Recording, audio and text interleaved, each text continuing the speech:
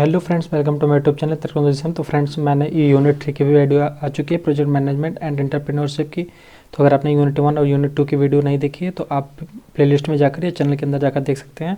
मैं नीचे लिंक भी दे दूंगा उसकी, और यूनिट 1 और 2 के नोट्स भी हम इसी लिंक में दे देंगे। नीचे डिस्क्रिप्शन में आ जाकर यूनिट 1, 2, 3 तीनों की नोट्स जो है आप डाउनलोड कर सकते हैं। नीचे हम तीनों के लिंक्स दे देंगे। तो फ्रेंड्स चलिए शुरू करते हैं। तो friends, project management and entrepreneurship का ये तीसरी यूनिट है, ठीक है।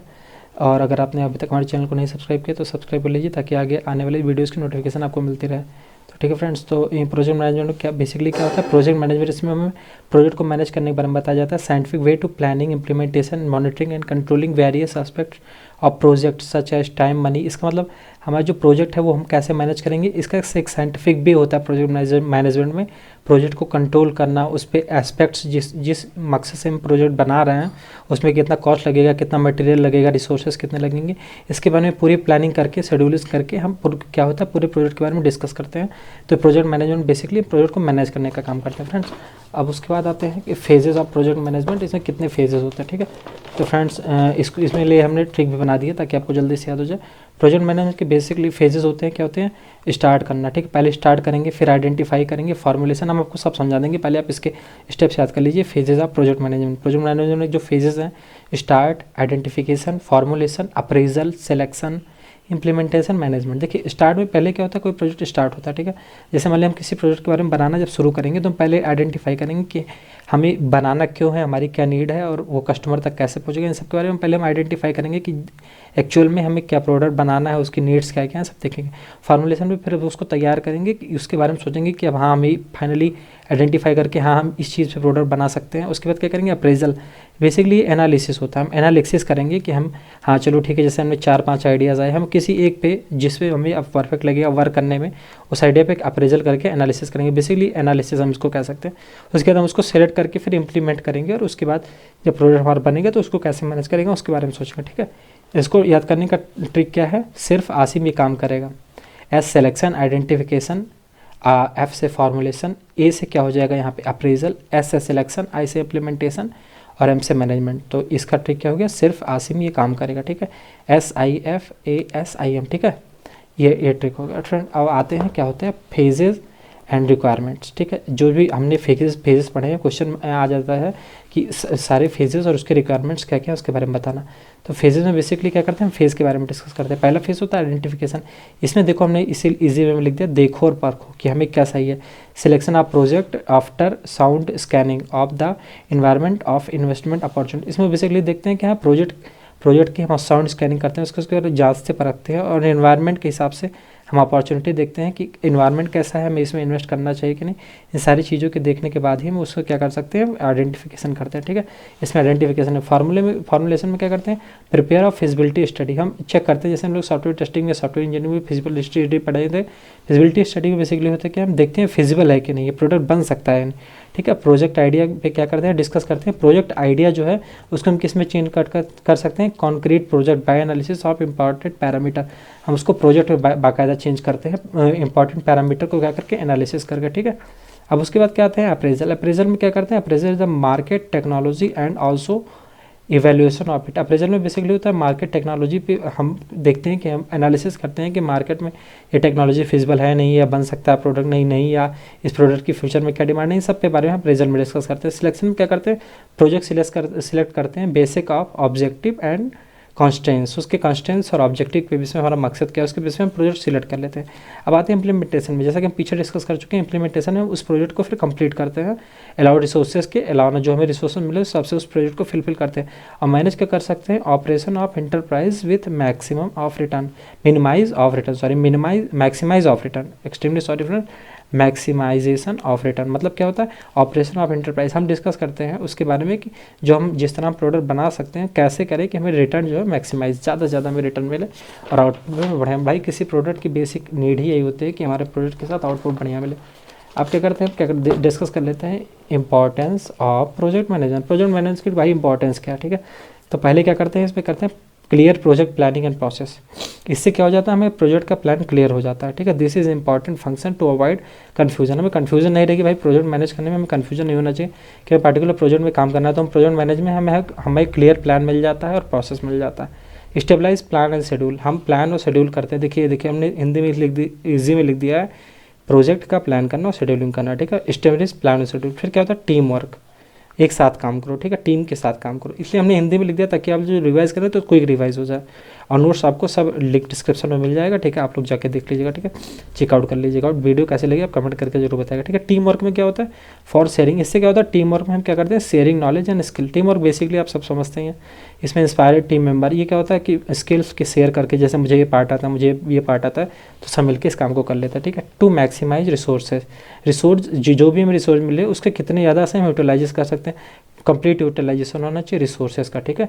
It ensure the economic and efficient use of the resources का इकोनॉमिक और एफिशिएंट यूज़ इसमें दिखाया गया, ठीक है। To keep control of cost की कंट्रोल कैसे होगा, और जो हमारा प्रोजेक्ट का कॉस्ट है उसको मैं कंट्रोल करके मैनेज करके मेंटेन करके, ताकि पैसे पे हमें कंट्रोल हो, मैंने जो जिस हिसाब से हमें एसेट या जो भी हमें पैसे मिले हुए हैं उसका हम पूरा क्या कर सकें, यूज़ कर सकें, यूटिलाइज कर सकें, ठीक है, लॉस में ना जाए हम, ठीक है। टू मैनेज क्वालिटी भी हम मैनेज कर सकते हैं इसी मैनेजरियल, क्योंकि हमें पता होना चाहिए कि हम प्रोडक्ट हमारा हमेशा बेहतर बनना चाहिए, ठीक है। और फिर क्या आते हैं अब इसमें, फ्रेंड्स ये यूनिट बहुत बड़ी थी इसलिए थोड़ा लंबा वीडियो बन जाएगा, तो आप लोग प्लीज़ देखिएगा। मैंने सारे इंपॉर्टेंट सारे पार्ट्स इसमें कवर कर रखे हैं। आप क्या कहते हैं, स्कोप ऑफ प्रोजेक्ट मैनेजमेंट, ठीक है। प्रोजेक्ट मैनेजमेंट के क्या होता है, स्कोप, इसके क्या स्कोप है, scope is defined, scope define करता है प्रोजेक्ट मैनेजमेंट का, इसका फीचर क्या है और फंक्शन क्या है, ठीक है, feature and function of the product, ठीक है। अब क्या करते हैं, फीचर में बेसिकली क्या कर सकते हैं, information to start product which satisfy the owner requirement, information करते हैं, ठीक है, जिसके बारे में प्रोजेक्ट स्टार्ट जो हमारे क्या करते हैं ऑनर की रिक्वायरमेंट को सेटिस्फाई करे, ठीक है। हमें क्या करना है, बेसिकली हमें ये चीज़ देखना है कि जो हमारा इन्फॉर्मेशन है प्रोजेक्ट के लिए वो ऐसा होना चाहिए ना कि जब जो हमारा ऑनर्स है उसकी रिक्वायरमेंट को फुलफ़िल करे, ठीक है। तो हमें पहले क्या करेंगे, हम प्रोजेक्ट की इन्फॉर्मेशन ले लें कि हमारे जो ऑनर है या हमारा जो भी कस्टमर है उसको ये प्रोजेक्ट के बारे में इतनी चीज़ें चाहिए, तो इसके पहले बार हम इन्फॉर्मेशन ले लेंगे पूरी, ठीक है। और फिर क्या करेंगे, टाइप ऑफ मेथड, फंक्शन में क्या होता है, type of method required to work, हम किस प्रकार का काम करके उसको मतलब किस मेथड पे या किस प्रकार का काम करके उसकी रिक्वायरमेंट को फुलफिल कर देंगे, ठीक है। अब क्या कहते हैं, प्रोजेक्ट मैनेजमेंट के जो स्कोप में है उसमें क्या क्या इंक्लूडेड है, list out the task which should be importance and complete, हम उस टास्क को आइडेंटिफाई करेंगे। जैसे मान लिया हमें कार बनानी है या हमें कोई भी चीज़ बनानी है, तो हम पहले देखेंगे कि हमें क्या क्या टास्क है जो होता है इंपॉर्टेंट है, उसको डिवाइड करके लिस्ट आउट करके हम एक टास्क पे हम काम करेंगे कि कौन कौन सा टास्क इंपॉर्टेंट है और कंप्लीट होना जरूरी है, ठीक है। फिर सेकंड पे आता है रिक्वायर्ड, क्या होती है, क्वालिटी एंड क्वांटिटी, हमें कितनी क्वालिटी किस तरह प्रोडक्ट बनाना है, उसकी क्वांटिटी क्या होनी चाहिए, क्वालिटी कितना होना चाहिए, सब कुछ, ठीक है। Time and resource available, time और रिसोर्स की अवेलेबिलिटी होनी चाहिए, और एडाप्टेबल यूजर चेंजेस, जिस हिसाब से हमें एटमॉस्फेयर या जैसे भी नीड है उस हिसाब से हम उसमें एडाप्टेबल चेंज कर सकें, ठीक है। अब क्या आते हैं, work involve in project scope management, ठीक है। प्रोजेक्ट स्कोप मैनेजमेंट में कौन कौन से वर्क इन्वॉल्व है, तो इसको आप ट्रिक से याद कर सकते हैं, PCDCVC, ठीक है। Work involve in project scope management, ये क्वेश्चन आता है अक्सर, तो इसको थोड़ा ध्यान रखिएगा। तो पी से क्या होता है, planning scope management, planning P से होगा प्लानिंग स्कोप मैनेजमेंट। इसमें क्या करते हैं, based on input from the project plan decision, ठीक है। इसमें हम क्या कर सकते हैं, जो प्लानिंग स्कोप मैनेजमेंट होता है ये उस पे प्रोजेक्ट के उस पे बेस होता है, प्लान्स पे, कि हम जो बेस्ड होता है इनपुट फ्रॉम, जो इनपुट आएगा प्रोजेक्ट से उसके डिसीजन पे बेस होता है, ठीक है। समझ गए आप क्या, देखिए बेसिकली हम जो प्लानिंग स्कोप मैनेजमेंट है इसमें इनपुट है, जैसे जो इनपुट आएगा वो प्रोजेक्ट के प्लान से हम डिसाइड करते हैं, ठीक है। Based on input from the project on plan, input based on कितना होता है, project of the decision, project plan decision, ठीक है। कलेक्शन रिक्वायरमेंट, कलेक्टिंग रिक्वायरमेंट क्या होता है, एनालिसिस बेस्ड ऑन द, इसमें क्या कर सकते हैं कि हमें जो सर्वे और डिसीजन हुआ, ठीक है, इसके बारे में हम पूरा एनालिसिस करते हैं कि हमें क्या क्या रिक्वायरमेंट होनी चाहिए, क्या किस चीज़ की कलेक्शन हमें होनी चाहिए, सर्वे करते हैं, ठीक है। डिफाइनिंग स्कोप डिफाइन होना चाहिए, मतलब एक डॉक्यूमेंटेशन बना लेनी चाहिए कि हमें इस चीज़ की नीड है, हमें ये चीज़ प्रोजेक्ट मैनेजमेंट डॉक्यूमेंटेशन से मैनेज करके फुलफिल कर सकते हैं, ठीक है। डिफाइन स्कोप क्या क्या स्कोप है उसको डिफाइन कर लेंगे, ठीक है। इसमें क्या करेंगे, creating the work break down structure, ठीक है। ये PCDC, ये वाला सी क्या है, क्रिएटिंग द वर्क ब्रेकडाउन। अब क्या है, काम को छोटे छोटे पार्ट में तोड़ लेंगे, ठीक है, छोटे छोटे पार्ट में, ये सब उसके स्कोप्स हो गए, ठीक है। और जो लास्ट में है VC, इसमें क्या हो गया, वैलिडेटिंग स्कोप का वैलिडेट करेंगे, inspect and review product, product का इंस्पेक्ट करेंगे और रिव्यू करेंगे, ठीक है। और कंट्रोल स्कोपिंग में क्या करेंगे, हैंडल करेंगे, कंट्रोल करेंगे बेसिकली प्रोडक्ट को, ठीक है। बहुत आसान है, बहुत ज़्यादा नहीं। की skill for good project management, देखिए प्रोजेक्ट मैनेजमेंट है तो प्रोजेक्ट उसका मैनेजर भी होना चाहिए। तो भाई किसी चीज़ को मैनेज करने के लिए कम्युनिकेशन स्किल होनी चाहिए, फ्लेक्सिबिलिटी होनी चाहिए, प्रॉब्लम सॉल्विंग होनी चाहिए, डिसीजन टेकिंग होना चाहिए। ये तो आप बना के लिख सकते हैं कि किसी प्रोजेक्ट मैनेजर, आप लोग भाई सब लोग आराम से बना के लिख लेंगे, कोई दिक्कत नहीं है, ठीक है। तो हमने इसमें लिख दिया है, ठीक है। क्या करते हैं, role of project manager. Project management का जो प्रोजेक्ट मैनेजर होता है उसका रोल क्या क्या होता है, ठीक है। पहला होता है प्लानिंग, भाई उसके अंदर ये project manager responsible for making plan and meeting to the project objective. जो प्रोजेक्ट के ऑब्जेक्टिव है, ठीक है, उस हिसाब से प्लान करता है ताकि जो हमें प्रोडक्ट की पार्टिकुलर नीड है वो फुलफिल हो सके। लीडिंग होनी चाहिए उसके अंदर, project manager have leading skill, उसके अंदर लीडिंग स्किल होनी चाहिए, एग्जीक्यूशन होना चाहिए, ठीक है। प्लान का एग्जीक्यूशन करने के लिए टाइम मैनेजमेंट होना चाहिए, टाइम का शेड्यूल करके मैनेज कर ले, बजट को कैसे मैनेज करे, खर्चे को मैनेज करे और एफिशिएंट बनाए, ठीक है। डॉक्यूमेंटेशन होना चाहिए, सब चीज़ों का डॉक्यूमेंट रखे ताकि फ्यूचर में हमें जो चीज़ें, जैसे हमारे जितने जो प्रोजेक्ट बनने में जितना टाइम लगे, जितना कॉस्ट लगा, उस सबके कारण डॉक्यूमेंटेशन होगा ताकि अगर हम फ्यूचर में कुछ बना रहे हैं तो हम इससे थोड़ा सा आइडिया ले सकें, ठीक है। अब मेंटेनेंस में क्या होगा, जब प्रोडक्ट के मेंटेनेंस की नीड हो प्रोजेक्ट कंप्लीशन होने के बाद, तो हम उसको टाइम टू टाइम मेंटेन कर सकें। आप क्या कर सकते हैं, ट्रेड्स ऑफ गुड मैनेजर, एक क्वेश्चन आता है। ट्रेड्स मतलब इसमें बेसिकली होता है क्या, कैरेक्टरिस्टिक्स हम लिख सकते हैं। इसका सिनोनिम्स मान लीजिए कि एक प्रोजेक्ट मैनेजमेंट जो मैनेजर होता है उसके क्या क्या वो होता है, कैरेक्टरिस्टिक्स क्या होता है। तो भाई ये सेम एज की skill of good project manager. तो भाई जो गुड प्रोजेक्ट मैनेजर की यहाँ पे स्किल्स है वही उसके कैरेक्टरिस्टिक्स भी हो सकते हैं ना, तो इसे मैंने सेम करके लिख दिया। अब आ सकते हैं PLC, ठीक है, ये इंपॉर्टेंट है, प्रोजेक्ट लाइफ साइकिल, ठीक है। क्या कर सकते हैं, sequence of phases through project will evolve known as product life cycle. जो सीक्वेंस होते हैं फेजेस के थ्रू जो प्रोजेक्ट में इवॉल्व है, ठीक है। सीक्वेंस ऑफ फेजेस का एक सीक्वेंस है जो प्रोजेक्ट में हमें इवॉल्व करता है, उसे PLC कहते हैं, ठीक है। फेजेस इन क्या कहते हैं, PLC, प्रोजेक्ट लाइफ साइकिल, ठीक है। पहला क्या होता है, 4 बेसिकली फेज इसके हम देख लेते हैं। इसके बेसिकली 4 फेजेस होते हैं, 1 2 3 4, ठीक है। हम इसको ग्राफ से भी समझा देंगे। ये टाइम टेकन हुआ और ये प्रोजेक्ट के फेजेस हो गए, ठीक है। पहले प्रोडक्ट क्या आता है मार्केट में, हम पहले इंट्रोड्यूस करते हैं, ठीक है। पहला फेज़ क्या होता है, फेज़ 1, पर्पस क्या है, हम उसको प्रोजेक्ट को क्यों बना रहे हैं, ठीक है। इसको हम इंट्रोडक्शन पर्पस भी कह सकते हैं, ठीक है। तो ये प्रोजेक्ट जो फेज़ 1 होता है, फेज़ 1 में आ जाता है आपका स्टार्टअप या कॉन्सेप्चुलाइजेशन ऑफ प्रोजेक्ट। इस एक प्रोजेक्ट के स्टार्टअप के बारे में जब सोचते हैं तो इनिशियल फेज पे होता है, ठीक है। सेकंड में हम क्या करते हैं, ऑब्जेक्टिव, हमारा मकसद क्या है, ठीक है। फेज़ 1 में हम लोग बेसिकली क्या करते हैं, हमारा एक फेज़ 1 है, ठीक है। हम स्टार्ट हुए तो हम क्या क्या चेक करते हैं, उसका पर्पस क्या है, प्रोजेक्ट क्यों बना रहे हैं, ऑब्जेक्टिव क्या है, उसका स्कोप क्या है। जैसे हम हमारे हमारे पास कोई आइडिया है, जब जैसे फ्लिपकार्ट मान लीजिए हमारे पास का आइडिया था, तो हम पहले चेक करेंगे कि कस्टमर की नीड क्या है, कस्टमर के पास प्रोडक्ट कैसे पहुँचना चाहिए। तो ये सब हम लोग ऑब्जेक्टिव और स्कोप चेक करके पहले फेज़ में हम क्या करेंगे, स्टार्टअप करेंगे, ठीक है। सेकंड फेज में प्लानिंग करेंगे प्रोजेक्ट की। It contains following keyword. Project की प्लानिंग में सेकंड नंबर पे हम लोग क्या करते हैं, प्रोजेक्ट की प्लानिंग में करते हैं selection of team members. Project team member का सिलेक्शन करते हैं, स्कोप चेक करते हैं, प्लान डिलीवरी कैसे होगी, क्वालिटी, प्लान रिस्क चेक करेंगे, कोई दिक्कत तो नहीं है, इशू रजिस्टर में जो भी प्रॉब्लम आएगी उसको रजिस्टर करेंगे, अप्रूव करेंगे, ठीक है। ये सेकंड फेज़ में हो गया।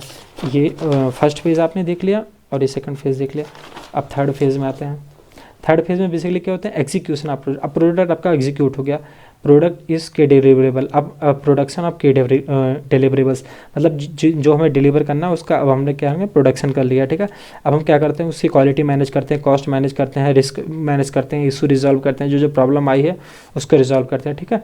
और वो प्रोडक्ट हमारा मार्केट में आराम से चलता है, ठीक है, एग्जीक्यूट होता है, ठीक है। अब फोर्थ पे क्या आता है, termination of product, contract close out. Time के बाद जैसे हमारा कोई भी प्रोडक्ट है कि वो अब ठीक है, उसकी डिमांड मार्केट से खत्म हो रही है, ठीक है, तो टीम से फीडबैक लेंगे कि क्या कोई दिक्कत है, ऐसा क्या हुआ है कि हमारा प्रोडक्ट बाहर जा रहा है। तो उस स्टेज में क्या करते हैं, प्रोजेक्ट टर्मिनेट कर देते हैं। अगर हमें रिकमेंडेशन फॉर फ्यूचर एक्शन, हम रिकमेंडेशन हमारे फ्यूचर एक्शन के लिए कि हमें और क्या करना चाहिए, पोस्ट इम्प्लीमेंटेशन रिव्यू। अगर मान लिया हमें, देखिए PLC में क्या बात होती है, जब PLC में 4 स्टेजेस होते हैं बेसिकली। ये जो पहला स्टेज होता है इसे हम क्या बोलते हैं, इंट्रोडक्शन स्टेज। जब प्रोजेक्ट जान लीजिए मार्केट में शुरू हुआ या नया आया। सेकंड क्या होता है, ग्रोथ। अब प्रोडक्ट की धीरे धीरे ग्रोथ हो रहा है, ठीक है, प्रोडक्ट हम धीरे धीरे बना रहे हैं। टाइम टू टाइम ये ऐसा आ जाता है कि मैच्योरिटी स्टेज में आ जाता है, प्रोडक्ट हमारा बढ़िया से मार्केट में चल रहा है, ठीक है। फिर एक टाइम आ जाता है जब वो कस्टमर्स, क्लाइंट्स या सब लोग उसको डिक्लाइन करने लगते हैं, मार्केट से बाहर जाने लगता है। इस फेज़ में क्या होता है, कई बार हम प्रोडक्ट में कोई चेंजिंग करके, जैसे आप नोकिया फ़ोन देखिए, नोकिया जब स्टार्टिंग से ग्रोथ में गया, मैच्योरिटी में आया, तो उसमें time to time day to day change नहीं हुआ और डिक्लाइन में चला गया, ठीक है। इसी जगह पर कोई दूसरा फ़ोन देखिए, अगर वो नोकिया डे टू डे और टाइम टू टाइम के अकॉर्डिंग नए नए फीचर्स लाता रहता है, जैसे Xiaomi वगैरह फ़ोन लाते हैं, तो हो सकता है ये नया फीडबैक लेकर ऊपर जा सकते थे, लेकिन क्या हो गया, डिक्लाइन होकर धीरे धीरे मार्केट से बाहर हो गए, ठीक है। आप कहाँ आते हैं, पीएलसी इंपॉर्टेंट क्यों, भाई PLC important, project life cycle important क्या है, ठीक है। ये प्रोजेक्ट का स्ट्रक्चर देता है भाई, ऑब्वियस सी बात है, ठीक है। कम्युनिकेशन बेटर हो जाती है जब हम पीएलसी में अपन से देख लेते हैं कि ग्राफ के थ्रू कि हमारा कहाँ से क्या दिक्कत आ रही है, तो हम उसी के अकॉर्डिंग सब कुछ मैनेज करते हैं, ठीक है। क्या कर सकते हैं, हेल्प इन ट्रैकिंग प्रोग्रेस, हम देख सकते हैं, जैसे मान लिया हमारा प्रोजेक्ट मैच्योरिटी स्टेज में, तो हम यहाँ से देख सकते हैं, ग्रोथ स्टेज में तो यहाँ से देख सकते हैं, तो आराम से हम लोग प्रोजेक्ट के बारे में देख सकते हैं पूरा, ठीक है। और फिर थर्ड में क्या आते हैं, help in better project management, project को बेटर तरीके से मैनेज कर सकते हैं, रिजल्ट उसका बढ़िया आएगा। Help in cost control, cost controlling में भी हेल्प होगा, तो भाई बहुत ईजी है। अब आते हैं प्रोजेक्ट अप्रेजल। अब बेसिकली अप्रेजल पे पूरी लगभग आधी ज़्यादा यूनिट अप्रेजल पे है। तो अप्रेजल क्या होता है, process to examine various dimension of project. एक प्रोसेस होता है प्रोजेक्ट के सभी डायमेंशन को क्या करने के लिए, एग्जामिन करने के लिए कि हमारे सारे प्रोजेक्ट के डायमेंशंस कैसे हैं, ठीक है। It is a scientific tool, और एक साइंटिफिक टूल है जो साइंटिफिक प्रोसेस से होकर गुजरता है, ठीक है। और प्रोसेस एक प्रोजेक्ट अप्रेजल में क्या टेक्निकल हो सकता है, legal, financial, social, economical, organizational और मैनेजरियल, ठीक है। एक प्रोजेक्ट अप्रेजल में हम बेसिकली देखते हैं टेक्निकल उसके अप्रेजल्स क्या क्या है, टेक्निकली वो पॉसिबल है कि नहीं, हम उसके टेक्निकल चीज़ों में स्टडी करते हैं। फिर वो लीगली हमारे लीगली अप्रेजल में चेक कर सकते हैं, फाइनेंशियली वो कैसा है, सोशल में उसका क्या इफेक्ट है, कॉज क्या हो सकते हैं, इकोनॉमिकली क्या हो सकता है, ऑर्गेनाइजेशनल उससे क्या इशूज आ सकते हैं, क्या फैक्टर, और मैनेजर, ये सारे मैनेजरियल, ये सारे अप्रेजल्स होते हैं। इसके बारे में इस यूनिट में आधे अब सारी पूरी यूनिट में आगे यही अप्रेजल से डिस्कस किए गए हैं। अब पहले आता है टेक्निकल अप्रेजल। टेक्निकल अप्रेजल में क्या कर सकते हैं, स्टडी अबाउट टेक्निकल एस्पेक्ट, उसका टेक्निकल एस्पेक्ट्स क्या है, मतलब उसे हम टेक्निकली कैसे उसको बना सकते हैं, उसके क्या मकसद हैं, ये सब मैन्युफैक्चरिंग प्रोसेस डिस्कस करते हैं। जो टेक्निकली जो चीज़ें होती है इसमें, मटेरियल यूनिट एंड यूटिलिटीज़, उसके यूटिलाइज कैसे होगा, प्रोडक्ट मिक्स और प्लान कैपेसिटी, सब कुछ इसमें डिस्कस होता है। बेसिकली टेक्निकल चीज़ें इसमें होती हैं। और उसके बाद कहते हैं मशीनरीज कौन कौन सी हो, जो कि इक्विपमेंट्स कौन से होंगे, लोकेशन साइट, इन सब के बारे में टेक्निकल अप्रेजल में डिस्कस किया जाता है। अगर बड़े नंबर में आएगा, बड़े मार्क्स में आएगा तो 10 नंबर में, तो बना के लिख सकते हैं आप लोग।